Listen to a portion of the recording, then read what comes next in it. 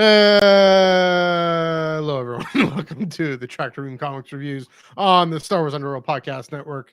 We are your Tractor Beam, your comic book reviews show. I'm going to try and figure out what a better intro is for that because I'm realizing I should script that out. Anyways, I'm Matthew. He's Chris. Wednesdays are for comics. Wednesdays are for reading comics and buying comics and talking about comics. So we're trying this out. We're trying out a new time here on Wednesday night at 9 p.m. Eastern, 6 p.m. Pacific. Hopefully, folks can check this out, can follow us and see what we're up to, and just get our comic book reviews in. Chris, how you doing? How's it going? Yeah, it's definitely a different time. I'm hoping I can hold it together. I'm used to this having so much energy in the middle of the day, actually before my day starts, because I actually go to work after we record those podcasts, and I'm coming home after work. So we're going to see how this goes, but I'm excited nonetheless because, I'm hoping that we get more engagement, more interaction for the folks that aren't able to watch this during their lunch break or during their breakfast time. This is more of a time that I think a lot more people might be able to tune in and hear about the good stuff coming down the pipe from Lucasfilm, specifically with the comic books. I'm very excited for that. Yeah, we got Lucasfilm, Marvel, Dark Horse, all the above. Just checking this out, trying this out again. We got one viewer. That's good. Hopefully we keep going. Let's dive in right ahead. What's nice about this time, it's interesting, right? Usually we have this hard stop at 1 p.m. because I got to get back to work because that's my lunch break. But now we don't. The only thing is I'd have to go to bed eventually, but you don't have to go to bed. You can stay up all night. I know when Mosh Isley, you're up till 3 and 4 in the morning. So yeah. Oh, good times at Mosh Isley. Oh man. All right, so let's dive right in to Shadows of Starlight number 3, written by Charles Soule, art by Jethro Morales, colors by Chris Sotomayor, and cover by the inimitable Philip Nodo. Bell Zettifar, Jedi Knight. That's the name of the podcast title. Many Jedi Knights were lost in the fall of Starlight Beacon, and many lost their way after the disaster. Bell Zettifar did not. With his trusty Charhound Ember at his side, Bell will battle to rid the galaxy of the villainous Nihil, and they won't be alone. Learn who survived the fall of Starlight. Chris, first off, I'll throw this to you. What do you think of Shadows of Starlight number 3? For the story that it was, I thought it was very compelling, very cool looking at this 1 year gap of time after the fall of Starlight Beacon into Phase 3, the Trials of the Jedi.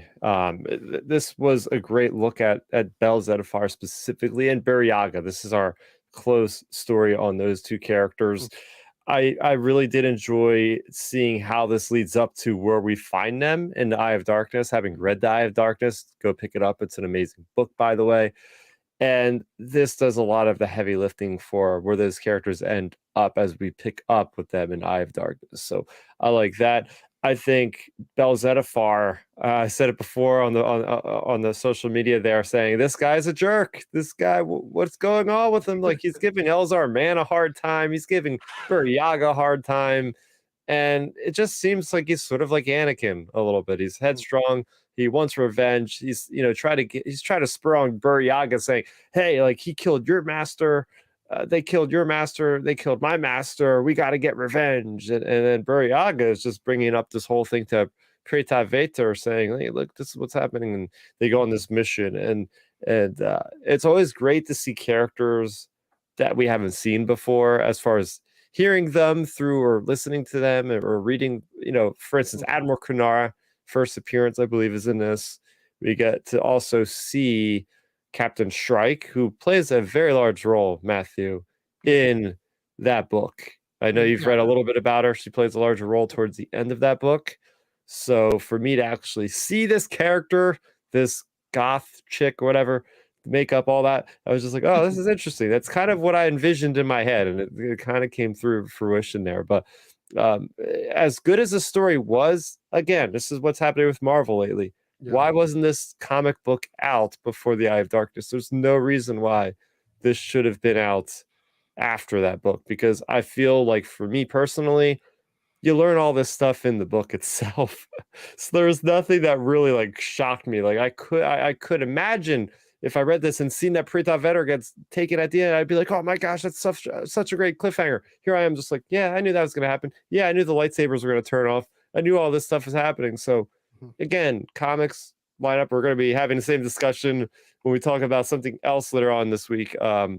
So yeah, there's that. But overall, very much enjoyed it. Charles Soule doing a great job there. Everybody involved with the art. We have a Jethro Morales, Chris Sotomayor. I'm trying to catch up with the tweeter thing at the bottom of the screen. Okay, let me do that. Here, there we go. There we go. Yes, I got it. Jethro Morales, colors by Chris Sotomayor. There we go. That's what those initials mean. Yeah. So, what were your thoughts on this one, Matthew? Yeah. So I was like, do that again. Yeah, like you said, for the story itself, yeah, it was really well written. Again, Charles Soule being Charles Soule, really getting you engaged and engrossed in the comic book story. Yeah, and I mean, so again, the genesis of Tractor Beam was Chris and I would read the comics and then we'd message each other and say, hey, what's the reaction to that reaction? Well, the genesis of this iteration of Tractor Beam, I should say. Today, I'm working away in the afternoon there, and you've already read this book, and you're all, Bell, what a jerk. Like, okay, well, interesting. Knowing what kind of character he is, how he where he comes from in phase 1, knowing what kind of character he is, he seems to be in Eye of Darkness, and how he seems to be a strong, inspiring, confident leader who can gather people around him. Consistent with what we see, especially in The Fallen Star, and for you to have this impression of him as a jerk, as this kind of angsty, I mean, I didn't know the details yet because I hadn't read the comic book yet because I only read it at night. But this, angsty, out for revenge. You're gonna make them pay for what happened to Loden and what happened to I guess Nib and to whoever else. All the folks who've died from the Nameless, which is this horrific thing, and of course the fall of Starlight itself, and that scene, lamenting Burry and trying to hold on to whether or not Burry's alive. Which, I mean, here this raises an interesting kind of publication question: does this come out just after Tales of Light and Life? That might have worked as well, although I mean, I think. It would have worked. It would have had to come out after because again, we see the end and how Burry's there, and very interesting. Yeah, I would like to interject real quick here with that whole situation. And again, I think we had talked about something like this earlier with another comic recently, where it's like, oh yeah, it was with the D Squad last week, right? Where it's like you expect to have a full story when you go to the store and you pick up a trade paperback. The fact of the matter is you're picking up the story. It's like all this stuff about Burryaga that's mentioned. And then all of a sudden Burryaga is magically there. And it's like, oh, go pick up this novel to figure out what happened. And why I thought that was super cool. I was like, we've never actually had the comics industry reference a Star Wars novel before. So the power of the High Republic supersedes everything else. And they're like, okay, this is our plug for Tales of Light and Life, which I thought was great. But again, I feel for the people that are like, well, how did this happen? I just wanted to know. Well, go on Wikipedia, I guess. But so you need to watch this YouTube video on like the High Republic show where there's an announcement that Burry lives, and then you get a button at San Diego. All that stuff. Don't get any of us started on all that. But, I'll say this though, and watching that scene, watching him needle Elzar about Stellan. Oof. It was brutal, it was harsh, it was unfair, but you think about everything Bell's been through. You think about everything he's been through with Loden, with the fall of Starlight, just him being a Padawan and having to come up in this time of light and peace, and then all of a sudden everything's come undone for him and for everyone else.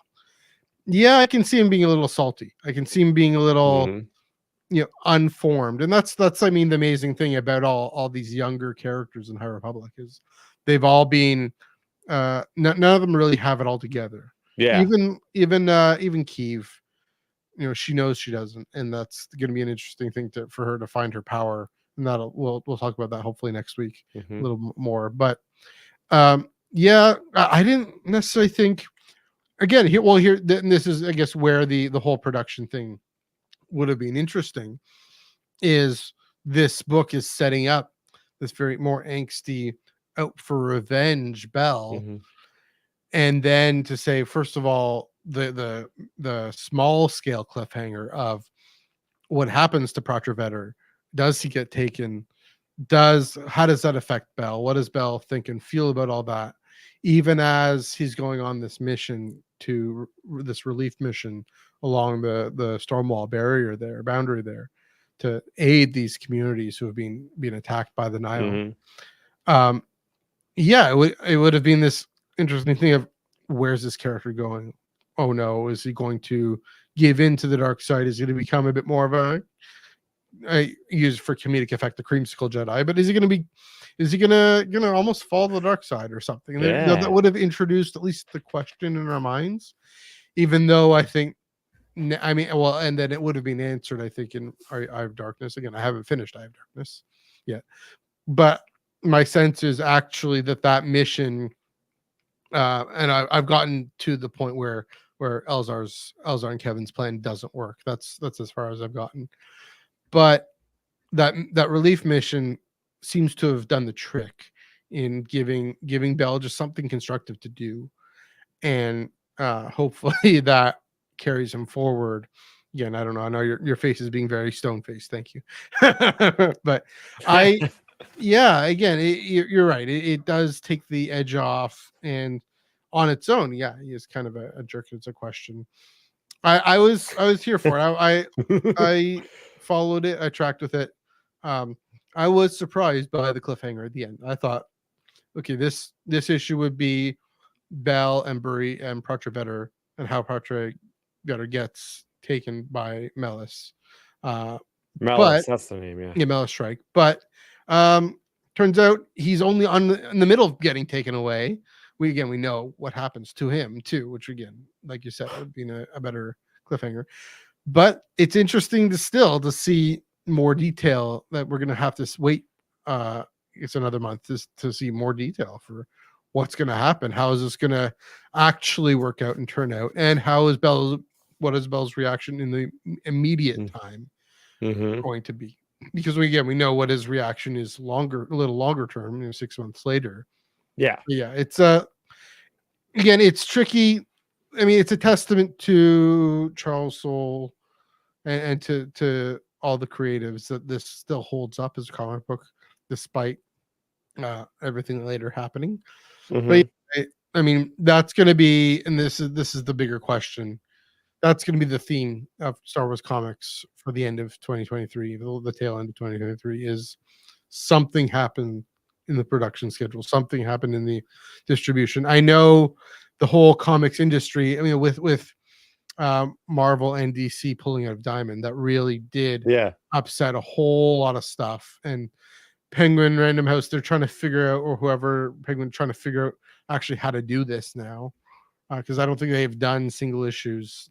The single issue market itself is changing and is in flux, and it isn't. I think we've talked about this before. It isn't on the way out that people thought it would be, but at least I don't think so. I do think collectives and trades are definitely on the up, and they will continue to be on the up. Yeah. But all that means then is, or at least in the microcosm of Star Wars comics, it means, I mean, what it means, the people who've waited for these collected editions, for the omnibus, the Dark Droids omnibus, the High Republic Shadows of Starlight omnibus. They've waited to read this in chronological order. They'll actually get a more rewarding experience out of it, and the way it was intended. Again, it's a testament that we're still getting rewarding experiences out of Shadows of Starlight and out of Dark Droids. But of course, I haven't read Dark Droids and anything from Dark Droids, because you notice we're not doing Bounty Hunters number 41 today either. I didn't read that book. The folks at the Splash Page podcast, they're doing the Force's work, saying it spoils the end of Dark Droids 5. Dark Droids 5. So I looked at the schedule. This is my last point. I looked at the schedule. Dark Droids 4 came out November 15th. D Squad, that D Squad number 4 should have come out before that, obviously, as we said Yep. last. Why didn't Dark Droids 5 just come out last week? And to Yeah. say that that's not the epic conclusion, if we're using a film metaphor, it's the beginning of Act 3. It's not the end of Act 3. It's the beginning of Act 3. Clearly, if all these other things are continuing. And I don't mind that. I don't mind that the main thrust of the story continues in the Darth Vader run, and then the Afro run, and then of course, in the ongoing run. I mean, that's, if there's any place where it fits, because all these things really come under the way I view Star Wars comics is, at least in terms of like the original trilogy era run, Yeah. that have been the bulk of what we've gotten so far since 2015, is the two pillars are the ongoing Star Wars, just the two iterations of the ongoing Star Wars, and the three iterations of the Darth Vader, because of course it's the Skywalker saga, and so ongoing is Luke and Leia, Yeah. and Vader is Vader, right? I mean, the Vader is Anakin Vader, and a lot of Anakin in that too. So I don't mind, and I mean, Afra's had been influential, and Bounty Hunters has been influential, but yeah, I mean, I don't mind this Dark Droids flagship coming within. I know it's a mind flip for Marvel, and I wonder if that's what happened. Is they said, "Oh yeah, it's the big crossover event, and the big crossover event's got to finish it because, I guess Civil War and what is it called? Not Hidden Empire. That's like Secret Empire and Secret Wars and all those things. They and Dawn of X, Powers of 10, or whatever. Their main flagship run was the epic conclusion. So they just figured, I don't know what happened. I really want to ask somebody who would actually give me the juicy details, but what the heck happened here? Because it's I'm crazy. okay with because clearly it's clearly the case that, well, and I know we're not talking about just Star High Republic anymore, but that's been the theme is, let it finish with ongoing. And then what boggles my mind is the fact that in Star Wars issue number 41, they have a disclaimer printed on the first page saying, "Don't read the." If they had enough time to like send those copies to get printed that way, couldn't they have just easily switched the dates around and like moved the trucks? Like it just literally drove the trucks here. Like it seems like they went through a lot of work just to print that. They couldn't have switched. I mean, I don't deal with distribution or anything, but geez, I mean, that's pretty bad if they had to print that in the front of the cover.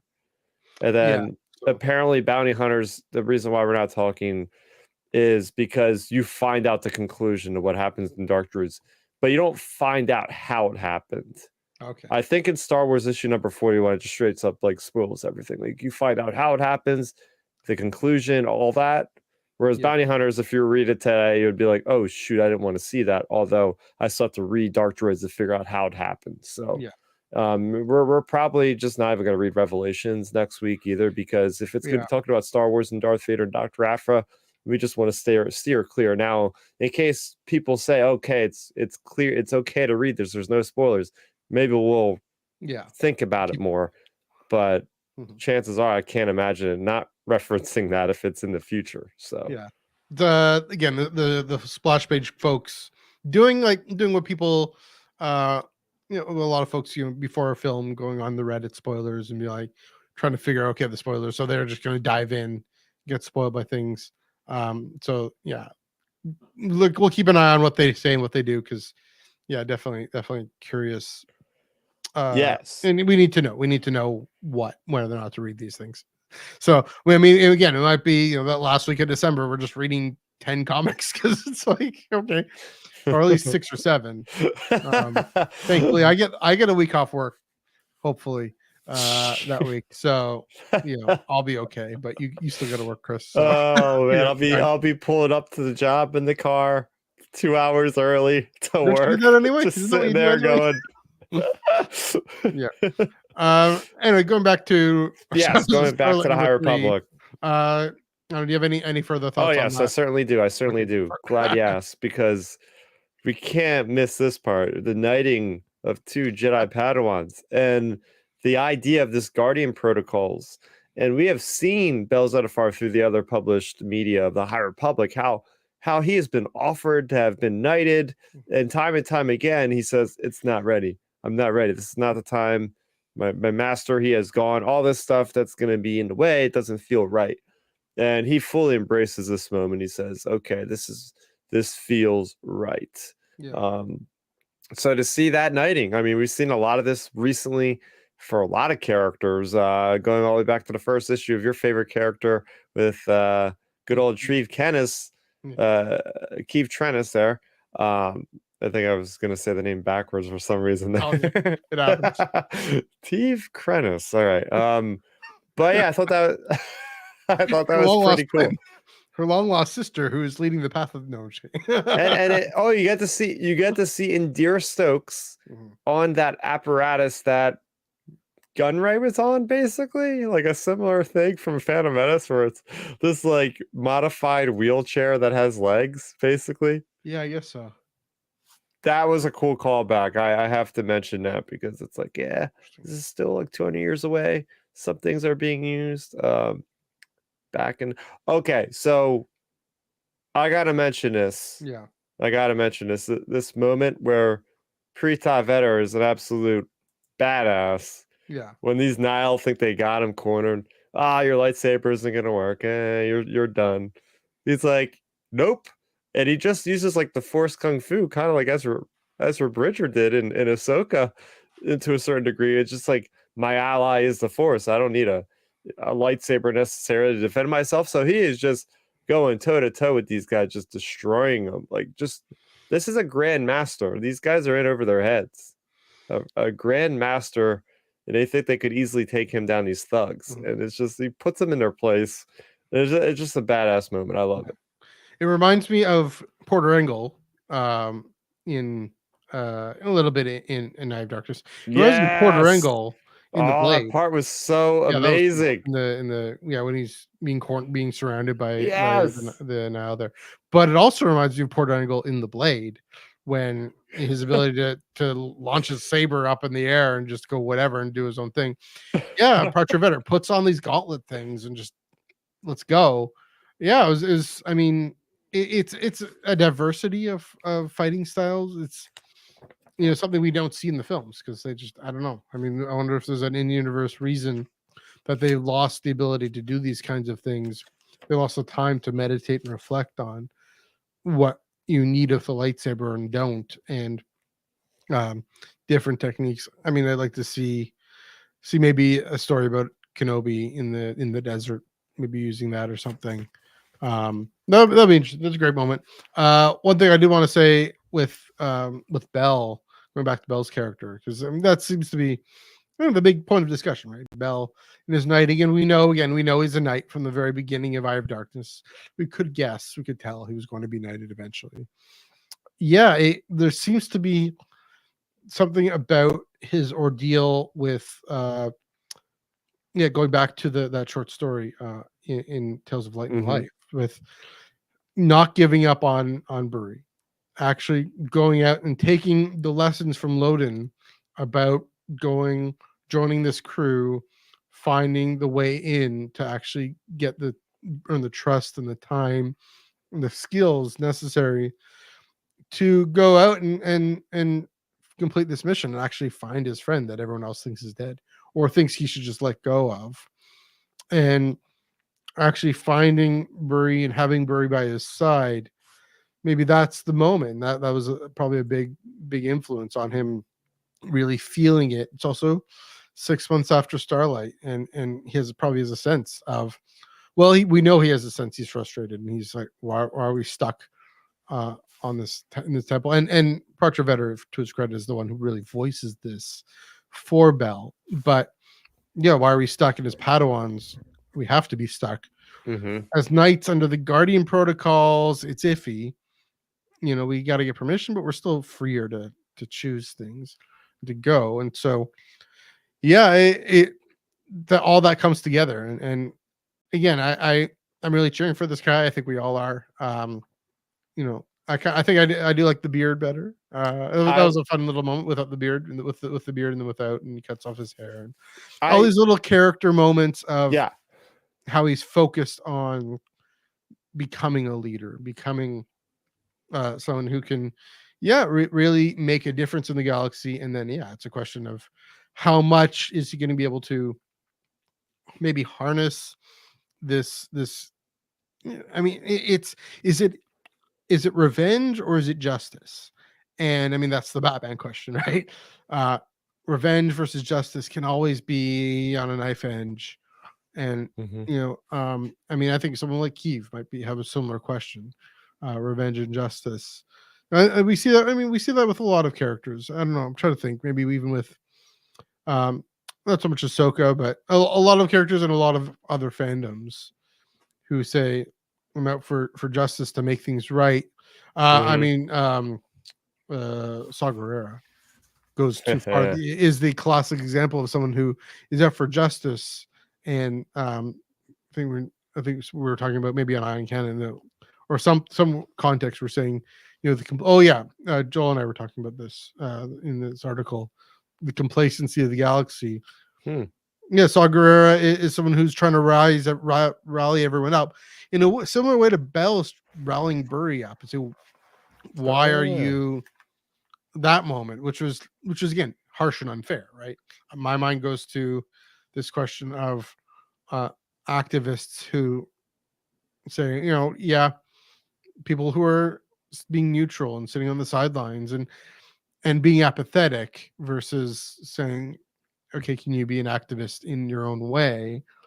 That's different. But someone who says you have to be an activist in this way and this way only, like I think Saw Gerrera does.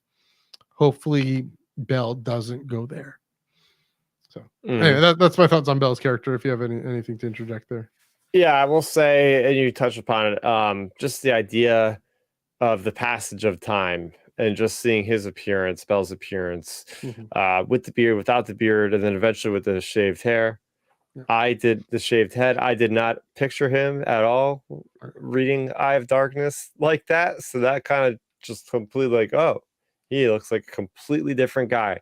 He looks way older now. It's this really cool thing that comics can do really well. It's just showcasing, okay, over months. It's like 6 months later, 9 months later. So we really get to see that large amount of time. Although one thing to say, George Mann, he could have described him, which is interesting that he chose not to. I don't know why. Yeah, it could have been like, oh, his shorn hair or something like that. He's Maybe getting used to it. Prize for the comment. Anyway, sorry, keep going. Yeah, that's basically all I have to say about this issue.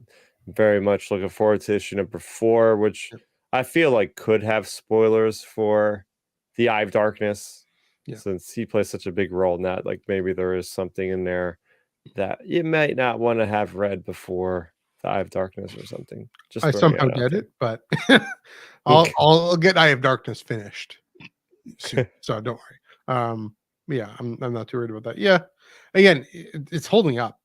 Anyways, as a comic book story, issue number 1 was spectacular. Oh yeah. So, and all 3 of them have been pretty great. So, enjoying it. Shadows of Starlight number 3. One last thing before we move on. Shout out to Charles Soule again. Shrouded College, the Blade Dozen number 1, his book with Image. So the Shrouded College kind of anthology, Bloody Dozen is the second arc. It's not chronological. You can read whichever. So if you haven't gotten into Shrouded College, if you want to just get into it now, pick up Bloody Dozen number 1. Something about astronauts and cowboys or something, I forget. Really interesting, great world building that Charles is doing. So check that out. All right, let's move right along to Hyperspace Stories, the finale, number 12 of 12, written by Cecil Castellucci, art and cover by Lucas Marangon, colors by Michael Attier. The Battle of Endor, as you've never seen it before. It could be the Rebel Alliance's moment of triumph or the hour of their final destruction. The heroes of the rebellion race to destroy the Emperor's second Death Star, but for engineer Evans Bash, it's a race just to survive. Assigned a key role in the Rebel fleet, it'll take all of Bash's skill and a dash or two of luck to keep his ships in one piece. May the Force be with him. The action comes to an epic conclusion at the 40th anniversary of Return of the Jedi. And this was fantastic. This one, I thought it was able to hit on all these levels of the heartfelt and the exciting and the heroic and the cute and all these things that Hyperspace Stories and just the Dark Horse, the All Ages line does at its best.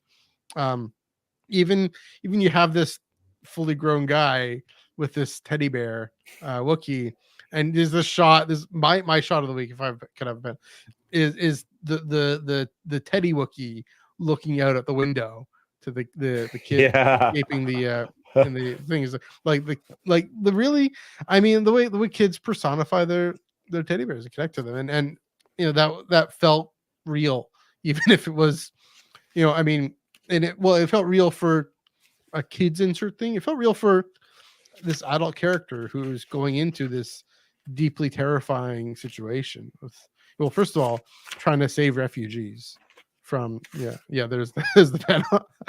Yeah, it's like the Wookiee is the one looking out at the window there, like with the arm. So cute. I wanna get that. I want to get that for my nieces, actually.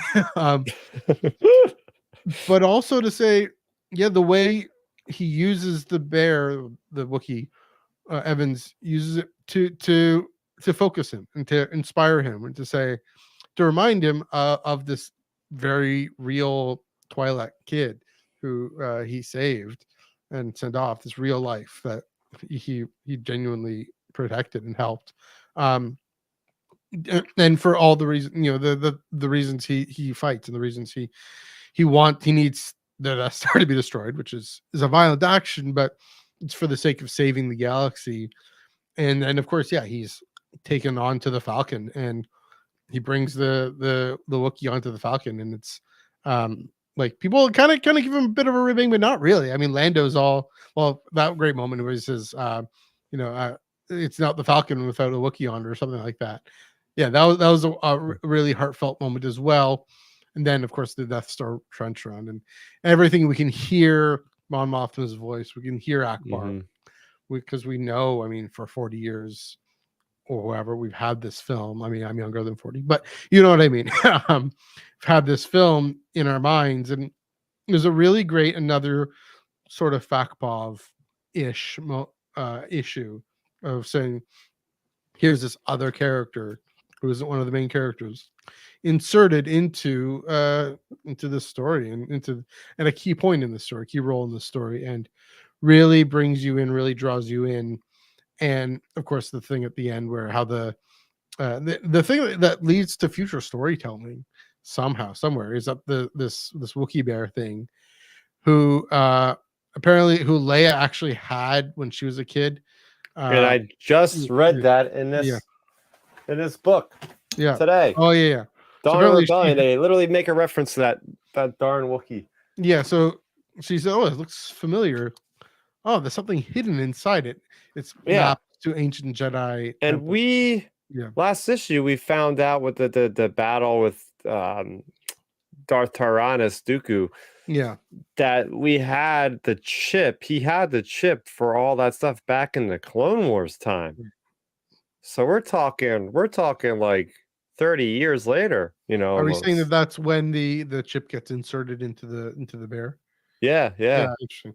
Just using it to and then it still gets in the hands of this Twilight kid, and originally from this Wookiee kid. But yeah, it was a really gripping conclusion. Really well put together.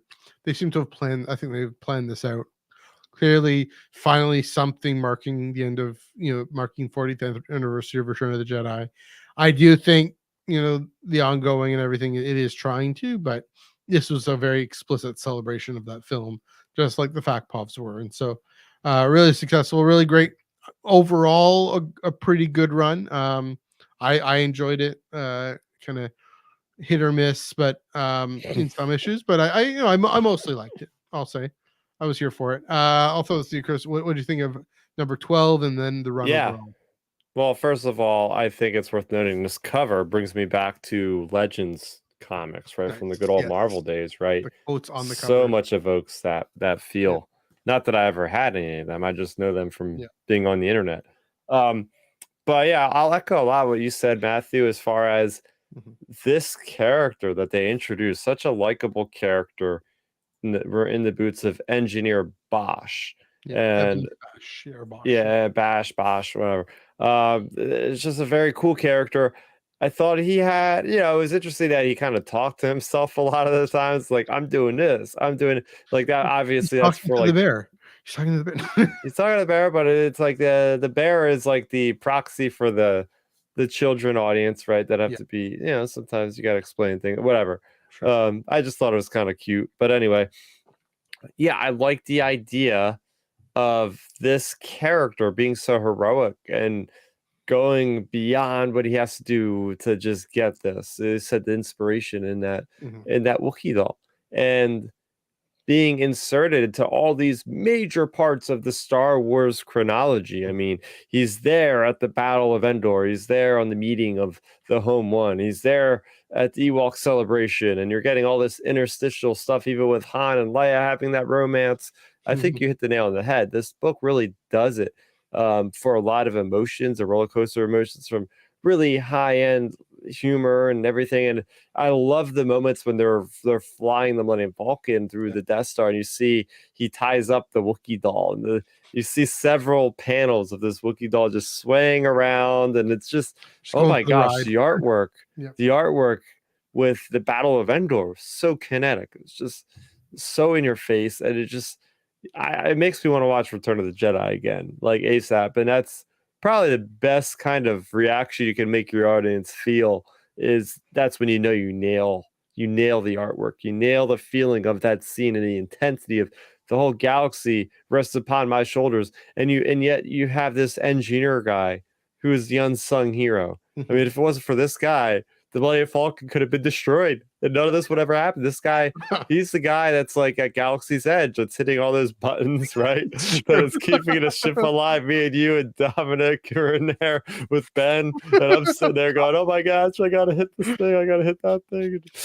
So, and it's very much. I was literally in this guy's seat doing his job. Yeah. I just had this epiphany. I was an Engineer Bash. I was Engineer Bash. Hey, there's a cosplay for you. You kind of got the hair. I already got the hair. Just gotta get the helmet. Yeah, and I'll be good to go. Orange hair. Yeah, again, yeah. Just especially the art, the exciting art. You really feel that film. I mean, even hearing John Williams score and Yeah.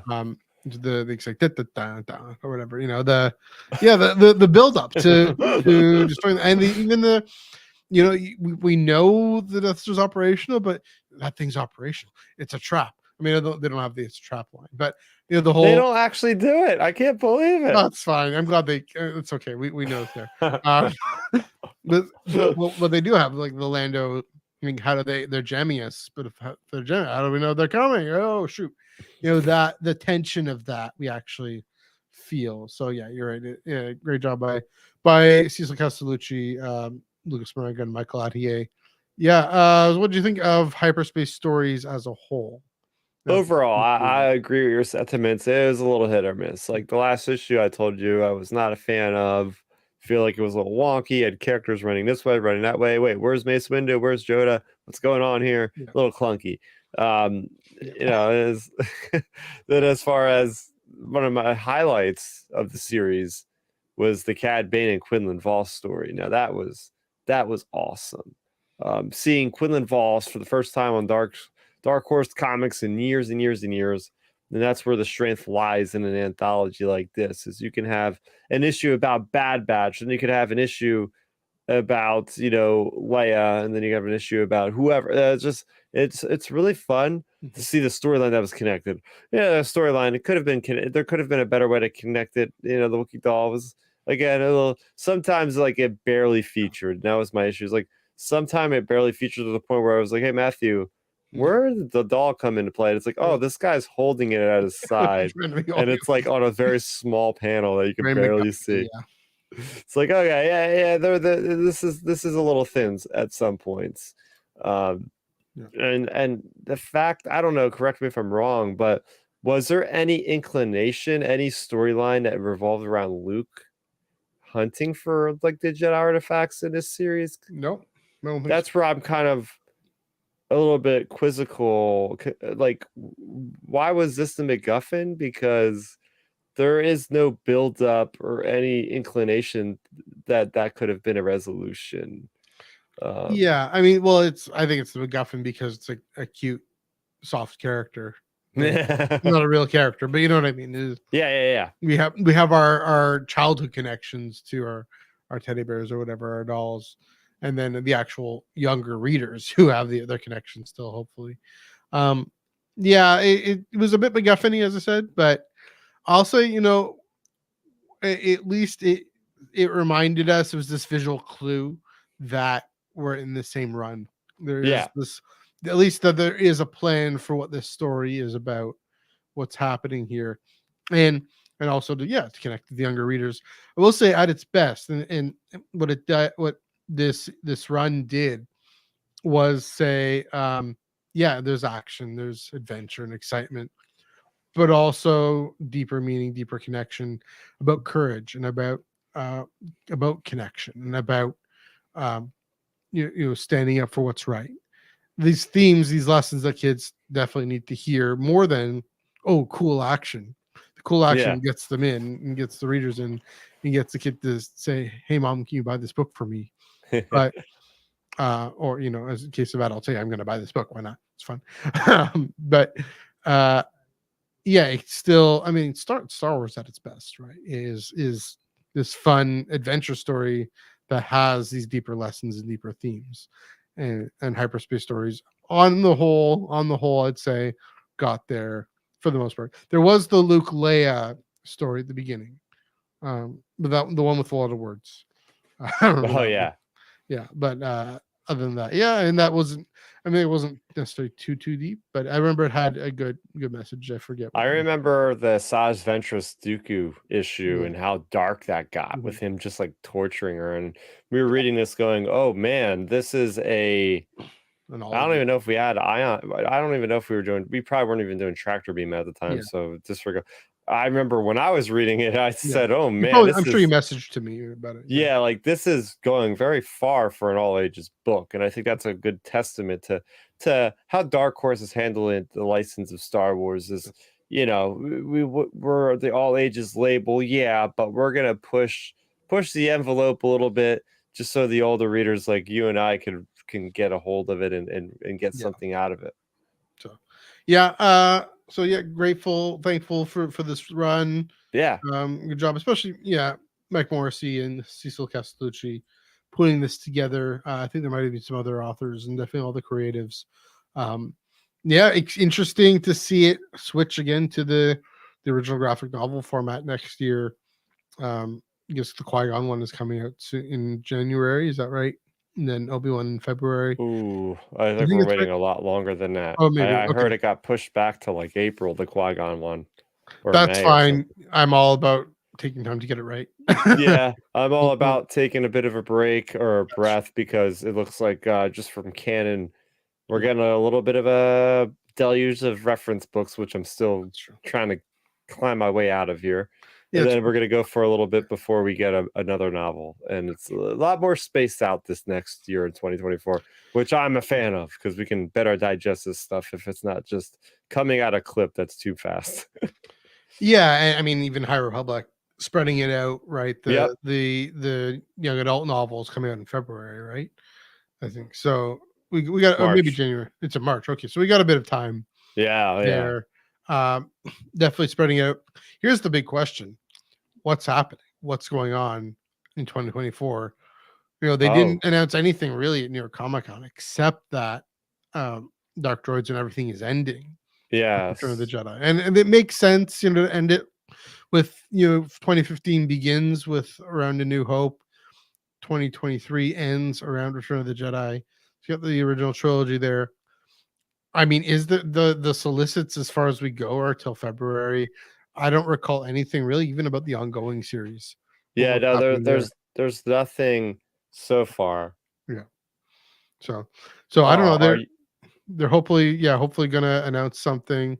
Um, yeah, it's a that is good to know. How's it wait, going, John? what? I don't know why that is the case, I but was wondering why things were yeah, so quiet, yeah, but okay. that's okay. Yeah. As far as okay, the latest news is Doctor Aphra, as we know, is ending. Yeah. Alyssa Wong, they said that they would love to write Star Wars again. So that gets me to say, oh man, Mhm. they are not writing Star Wars currently, obviously, which means we're not getting any Dr. Aphra anytime soon. So As when far as Bounty we know. Hunters is over, maybe we're gonna maybe hey, what happens if they just take a little break from like the main line? As we see, they have a Mace Windu miniseries, they have a Jango Fett miniseries.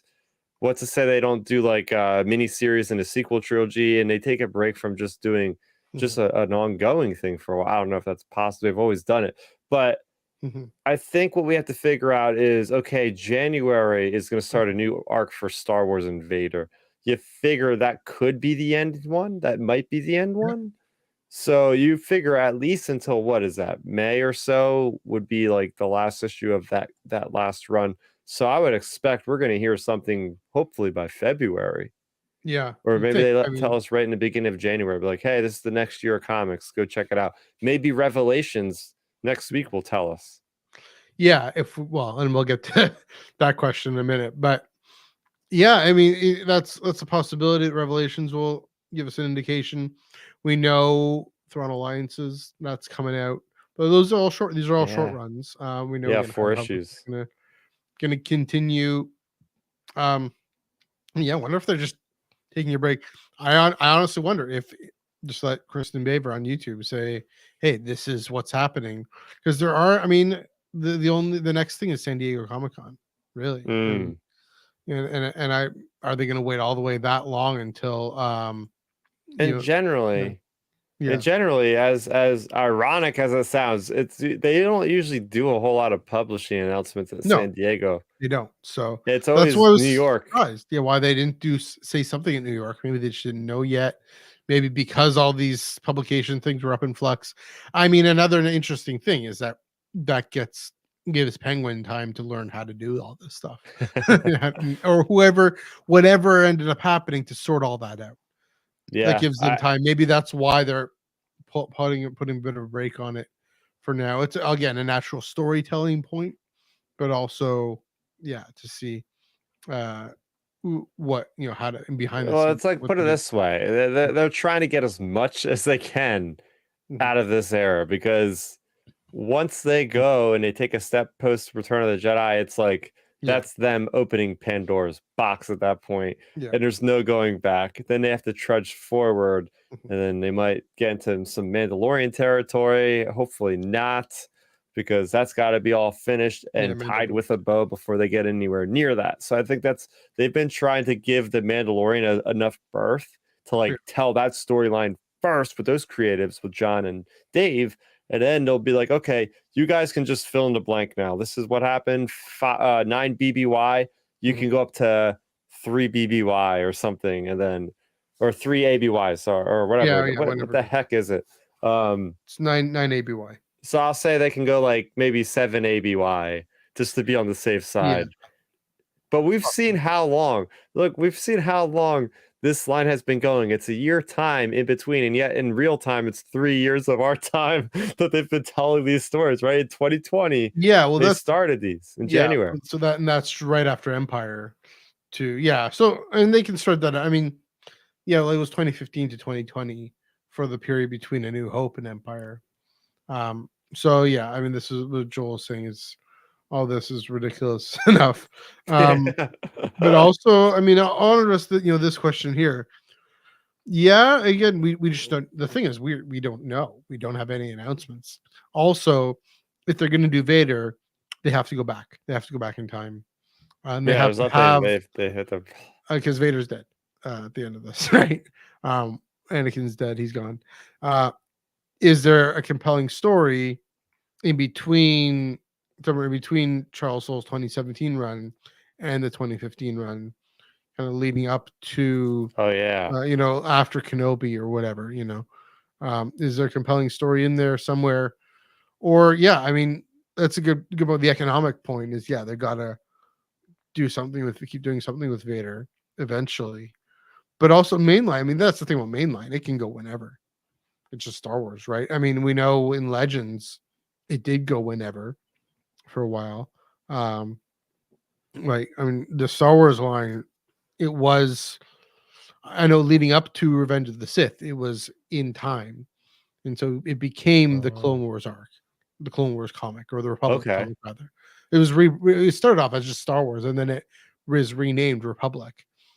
And Oh, then kind of just before the changeover, kind of 2010, no, 2012, 2013, it was yeah, and Joel, that's a great comment. I'll get to that in a second. 2010, 2013, they actually started right at A New Hope, kind of what they were about to do in the new canon. So yeah, different things. Here's an idea, Joel. I yeah, like that that's an idea. idea right there. And this connects with what Joel was bringing up on Monday.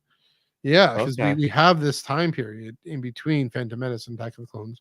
We have these two novels that are going to bookend Phantom Menace, right? It's the Mace Windu novel and the John Hmm. Jackson Miller, the other way around, Jedi Council novel, and then the John Jackson Miller Mace Windu novel set afterwards.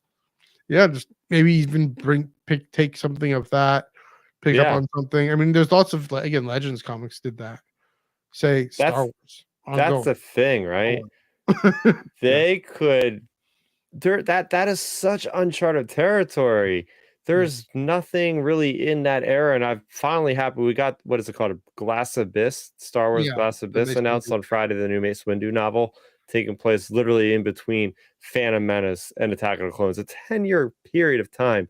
Uh, to us, it's always felt like, oh, there is absolutely no conflict. Everything is going according to plan. We do have what is it, the Queen's Shadow that takes place in between Yeah, but that. We have Obi-Wan Kenobi comic book, with the Obi-Wan Anakin book by Charles Obi-Wan, yeah, Focus Anakin. Horseshoe Run set on the back corner.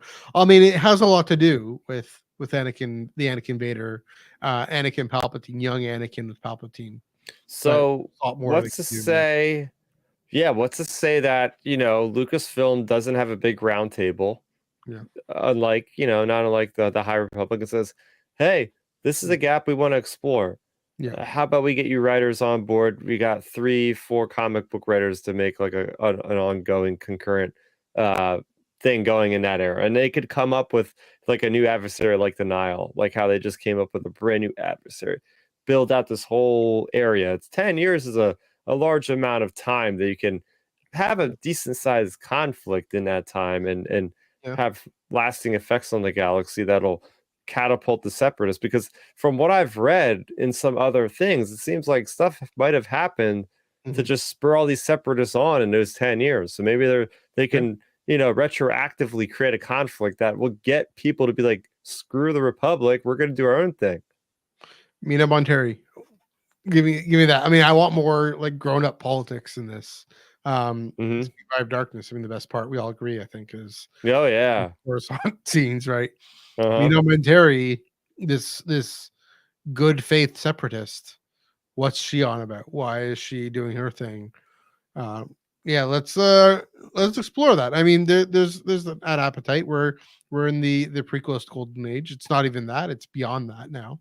We're in the prequels are awesome. Let's all love that era. Let's all love that story as much as the originals. And not all of us, but you know what I mean. Most of us, and I'm leading the charge there. But Yeah.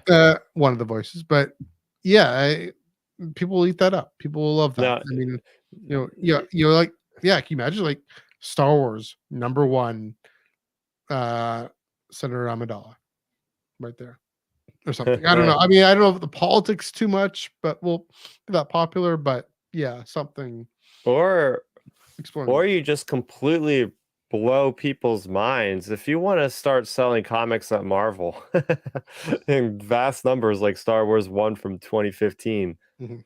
you start after The Rise of Skywalker, and That's you another do the yeah, storyline that's told first in comic books. You know how many people would go to the comic book store to get the #1 I that's going know to what tell you the Joel is story after thinking those right events? now.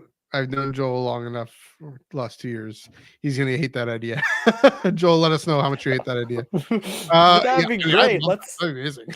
Let's say the Rey movie is, I've Yeah. heard rumors it might be when she's an elder Jedi or something. So what happens if there's like 30 or 40 years that they're going to do the next movie. They have like 30 or 40 years they could start doing that content and to build up to that movie now. Let's say that movie doesn't come out until 2026. They could go through that way. At least, so they'd have to do what Bloodline is. So this is 15 years. They have to do kind of what Bloodline did, of saying this is coming out before The Force Awakens. Claudia, you can't give too many details, but and I guess did come up before The Force Awakens. At least it was definitely written before Claudia Gray was able to see The Force Awakens. We're not going to give you too many details, but write a good story. And when she did, I mean, whoever's doing it was after Force Awakens. Okay. It came out of, but Claudia Gray wrote it before being able to know what happens really in Force Awakens. Or at least the details. Yeah. So yeah, I mean, it's definitely a possibility. Another possibility with Aftermath. Again, we don't have Luke's story in that time period, and that's an interesting thing with even Hyperspace Stories. Even there was a little reference in the ongoing comic like a year ago of Luke saying, "I want to go and explore Force relics," and maybe Luke and Lando. We get that in Shadow of the Sith, but in Battlefront 2, he's going to Perilia or whatever it is. The ongoing comic has always primarily been Luke. Why not just continue his story? So that's a possibility. I don't know if we have any. We can keep talking, keep thinking about all this. We've gone almost an hour here. It's exciting. It's interesting. It is very interesting. We can go an hour. We can go however long. I will just quickly say here. Well, first of all, do you have anything more to say about all this conversation? No, I think we covered enough because, like you said, we can really get in the weeds with this, and this is going to be a 2-hour podcast. So I think until we get more concrete information, yes. Which man, oh man, I'm just hoping that Revelations is going to come out next week. Yeah, and then you're going to see an article on StarWars.com like later on Wednesday saying this is what Revelations revealed. This is the next era of Star Wars comics. Yeah. We'll see you in June of 2024 for the next number one or something. I just wish they'd done that at a con. Cons just seems to be where they give that kind of publicity to. Yeah. Maybe they're waiting. Maybe they're going to hold off. I don't think it's possible they could wait for San Diego because by San Diego, that's in July. That next arc would have been out by now, which means that those comics would have been out unless they're going to take like a 6-month break. That's another possibility. That probably makes sense. I don't think they would roll right into it right away. But then they would have Marvel has to print something, so they would have High Republic comics would probably still and the shorter runs and different things. Yeah, probably not another miniseries to hold them off in the meantime. Yeah. Maybe Jango Fett. Maybe that'll be the new ongoing, guys. Maybe we'll get a Jango Fett comic that'll go for like 50 issues. That'll be the best thing ever for me. Yeah, I'd love that too. I think it's gonna be a short run, but I love that too. Yeah, that'd be fantastic. Just like Poe, the Poe comic was the Poe comic, right? The Poe Dameron comic. That really did a lot for developing that era with Terex and all those dudes, and that did so much world building. Going to Nemoida, Kid and Nemoidia, and the whole dress situation with Leia. That was beautiful. That was great. Oh man, with her mother's dresses and sneaking in, and all this is reminding me. Dave Filoni got Charles Soule. Yeah, not in terms of Lucasfilm influence. In terms of storytelling capacity. Well, Charles Soule is basically the Dave Filoni of the comics. He's the ringleader. Everybody reports to him. He's the one that came up with the whole Star Wars 2020 idea. Yeah. And ever since then, he's kind of like the architect for everything that's happened in this era. So, and he's on Luminous, and he's not first among. He's one of on Luminous. I think. And Joel asked this question earlier, like who's going to write the next ongoing? I don't think he'll be involved. I think he's had his share for now. Maybe we'll see him do a miniseries down the line, but I think he's pretty much full with High Republic to be doing anything else for now. But I don't know who else, if they're going to have somebody internal that's written Star Wars, or maybe they have a completely new person, or maybe they bring somebody from, I don't know, any of the Legends writers or anything like that. But It'll be interesting. Yeah, I mean, John Jackson Miller's written comics Oh yeah, too. epic run of Knights of the Old Republic. Yeah, yeah. I mean, Charles, he's got to write Trials of the Jedi. He's got to write the rest of Shrouded College. He's got a like hell to pay. Yeah, Things. So yeah, it'll be interesting. It'll be interesting to see if they go till June to give an announcement. I'd be okay with that. I know Marvel's bottom line wouldn't be too happy about that, but I'm not Marvel's bottom line, so I'm okay. Like again, we'll miss it, but then we'll love it all the more if we miss it. I think so. That. it's exciting. Okay, next week it is exciting. Looking to the future, looking to the more recent future. Next week we do have Vader 41, After 39, the Revelations one shot, High Republic number 2. I really don't know if I should be reading Vader 41, After 39, Revelations. Yeah, I really, given everything, we'll wait until we'll see if again the splash page folks what they say about whether or not these spoil things from Dark Droids. Revelations might not. It might just be here's the next thing. Yeah, because here's the thing, right? With Star Wars, it's so easy, right? Yeah. We know all these characters are safe. Now, we could easily bypass not mentioning anything about Dark Droids. We know Vader's gonna live. Well, we know he is. Well, yeah, I guess until into Return of the Jedi, we know what happens with Jabba. We know, Afra could die for all we know. I don't know, but isn't she somewhere later? I thought she was. Maybe no. Not. Well, yeah, I'm sure she doesn't show up. She better not, though. Like that would be another Vader situation where Vader Kylo Ren situation where she's just now being redeemed. Anyway, so we'll see. Yeah, that's a good point. The only one we know for sure will not spoil Dark Droids is High Republic because it's set 200 years before that, or 230 years before. Oh, and then they have the Thrawn preview. Yeah, that's true. So I guess some of those and the Kyiv one. So here's the thing: the ones we know for sure in Revelations, I'll read, and then we can talk about them next week. But okay, that's fair. For sure. And then like the Thrawn and the Kyiv. Yeah, that's crazy. It's like we're talking around spoilers in a upcoming book. What? It's too bad we had to deal with this situation. But fake news, Joel. He comes back. Somehow he returns.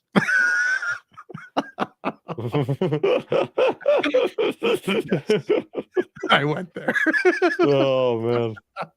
All right. So if definitely do go to your local comic book shop and pick those up. Also if you want to go on digital, you got this color scheme reminding me. Never said what it does. This color scheme reminding us of Comixology. May it rest in peace. But the digital Kindle. I think there's some new apps. There's always new apps coming out. Trying to figure it out. But support your local shop. Go pick up the single issues if you're so inclined.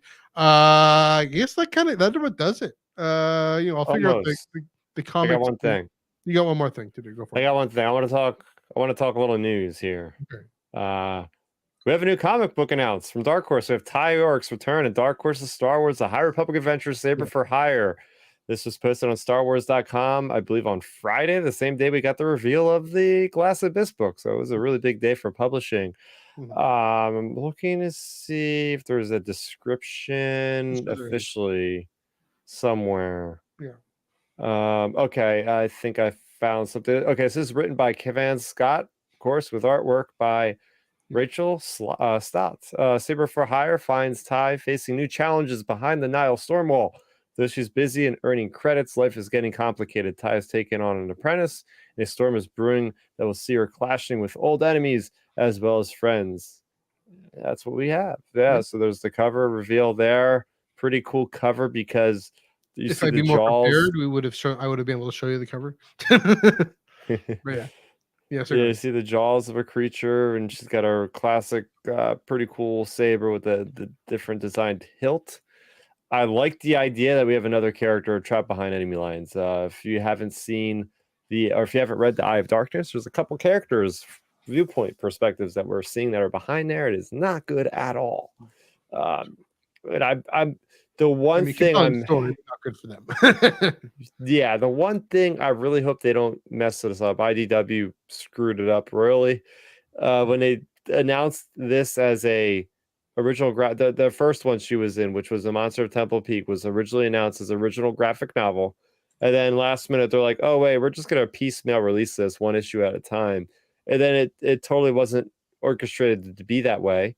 Mhm. So the comic just fell flat because every time we would get to the end of an issue, it was like not built up to be like a cliffhanger or anything. Yeah. So it would just be like picking up in issue number 2, 3, 4, and you're just like, I forget what I read. And it just didn't feel right because it was organized to be a graphic novel. And then they basically, I don't know what the decision came down to be for that reason, single issue. So I'm happy to see a Dark Horse just right off the gate, right out of the gate, is just saying these are 4 single issues in a Mhm. miniseries. Let's stick to it, which I'm quite surprised because they've been really pushing more for the original graphic novels. So I mean, it's High Republic, and it's not Marvel; it's Dark Horse, so we can't blame the distribution necessarily. yeah, This one, I mean, it's interesting. I didn't mind Monster of Temple Peak at all. Um, I mean, it was, again, so I guess I didn't experience that. I didn't even recall that it was going to be a graphic novel, so that's fair. But yeah, yeah, I will say though, again, it's this is one of the big things with High Republic is you have these characters that these authors have developed that they themselves, clearly this is a Calvin Scott character, and this is a character Calvin Scott is interested in weaving her into Monster of Temple Peak, and then into the Rising Storm, and then yeah. even into the the weird phase 2 framing device thing, which was Uh-oh, you're lagging a little bit which there, worked. Matthew. I mean, it was Tears of the Nameless, right? Or not Tears of the Nameless. The yeah, there we go. Right, I think I'm back. Was it? Yeah, it was the phase 2 framing device. I forget what it's called. That comic where that's set on, I guess, Planet Oh, X. Yeah, oh, the one that's supposed to be oh, at the the end of phase 2 with the oh, I X. forget what the name was. Like, it's not Planet X. It's after that. But It's the anyway, comic book. That's Dark Horse, yeah. So right? anyway, she continues, and so I mean, I think we kind of found it wonky that The she Nameless Terror. Nameless Terror. Tears of the Nameless is a phase 3 thing. Nameless Terror, and I kind of found it wonky when okay, why are we having this phase 1 Yeah. framing device in a phase Oh, 2 you know what comic? it is? Because it's like further on, and she takes that rabbit guy on as her apprentice. Yeah, But and so that guy's not even force sensitive, right? now He's there's just like a helper kind of guy. yeah. So it'll be interesting. Again, I mean, I think a lot of these books in phase 3, a lot of these stories in phase 3, everything that is connecting to phase 2 is about figuring out what the nameless are and how to deal hmm with them. Right? Everything with Aslan Rel. I think even everything, maybe, I know I'm guessing Martyr Row comes back in Night of Darkness a little bit. I know she's mentioned at the beginning. I don't know when she comes back in. But I mean, yeah, especially with Aslan and Wreath and Amadeo Azazo. So Wreath is going to use his history chops, and this is a young adult novel. But yeah, I mean, I don't know how much she's going to be involved with this, but I think there's some key in terms of her, uh, yeah, being involved in helping the Jedi figure this out, because hmm that's a big threat, and that is the big enemy. You know, it's not the Drengr, it's sort of the Nile, but it's the Nile insofar as they're they're trying to harness the nameless, hmm and yeah. So I don't know if you have any further thoughts on this one. Yeah, no, I just wanted to shout that out because it's nice that we're getting another Dark Horse little Yeah. mini series. I've enjoyed those so far. Mhm. It's been great.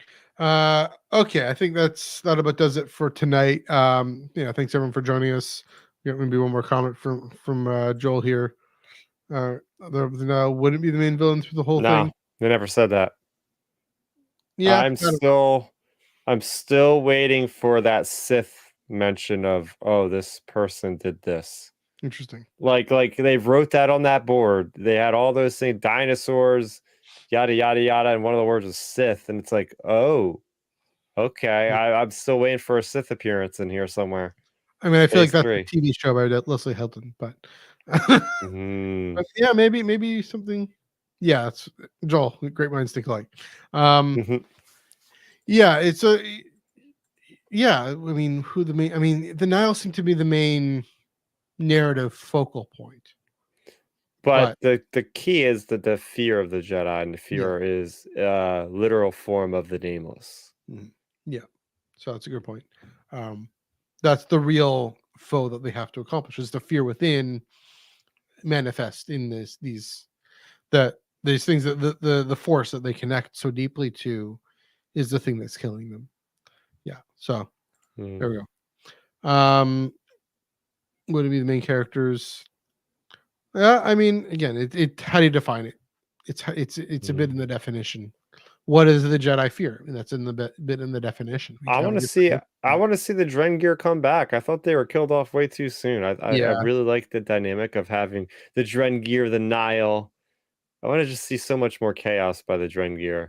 yeah, I still think about the Grand Progenitor was housed in Starlight Beacon right. and jailed there, and then we never heard anything about it after it crashed to Irem. I So I don't think that's a I don't plot remember point that. that they've been hiding. I feel like the Drengir must had she probably survived, swam out of there, and is doing something. I don't know. Like Kiev captures from Research to Starlight. Is that what happens? Like I Yeah, thought they kills. put it in a holding cell in Starlight Beacon, I thought. All right. So maybe swimming around Iron. Who knows? Maybe that's coming. Maybe it's on the pipe. Because yeah, I mean that's the thing with the Drengir. It was weird that they just just ended. Just Kiev just took care of them. I Mm. mean, speaking of Captain Scott, Kiev Trennis. We can keep going. I got to go to bed eventually. um, I let's, gotta review these comics on my own channel you got to do eventually. your recap of your own Your thing. recaps. There we go. Speaking of which, where can they find you on the internet? Where can your channel? Where is your channel? Yes, yes. So you can find me on youtube.com/StarRaptor.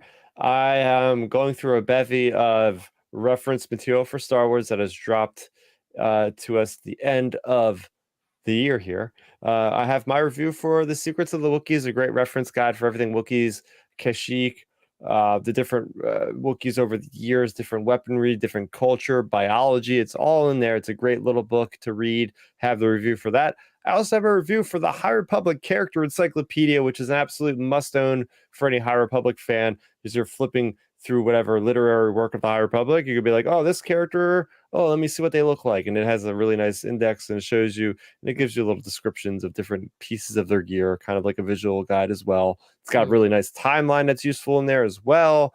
And there's a lot of little peeks at characters that I didn't think would be showing up that apparently are going to be in phase 3 because, it's like they'll have the badges of where they are in the High Republic, whether it be phase 1, 2, or 3. Some of them have a phase 2 and then a phase 3. So I'm like, holy crap, they made the 150-year jump.